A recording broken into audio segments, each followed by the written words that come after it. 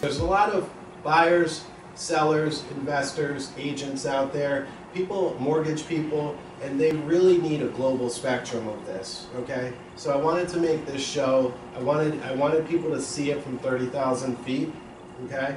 And I feel like you've got that view, and I know you're involved with all the different boards, you're involved on with the National Association of Realtors, and I really want to pick your brain on this topic, on coronavirus and the effects on real estate. When you look at it overall, everyone's affected at this point. Mm-hmm. You know, ultimately, it's our role in the industry to make sure that we're educating the consumer. Mm-hmm. So when we look at everything that the Rhode Island Association of Realtors is doing to make sure that our members are informed. When our members are informed, the consumer remains informed. So mm-hmm. ultimately, what is the message? You know, what is happening out there?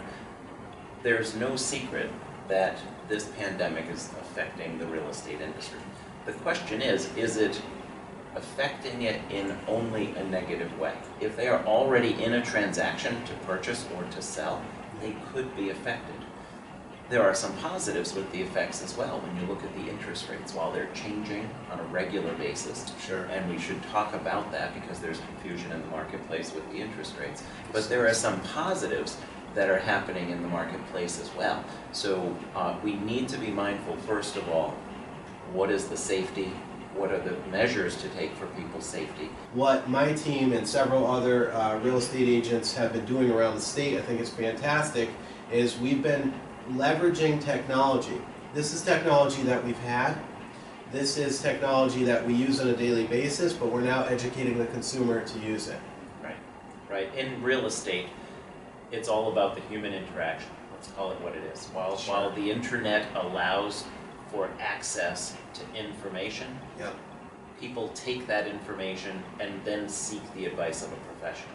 They meet with a professional. They see information on the property, they see it online, mm-hmm. and then they go tour the property. It's always that next step. We can't change the human interaction of real estate. You know, although information is readily available, there still needs to be that connection. Yeah. A lot of folks are utilizing virtual tours, virtual walkthroughs of properties, but at the same time, are people truly going to only buy off that virtual walkthrough? It does happen across the country.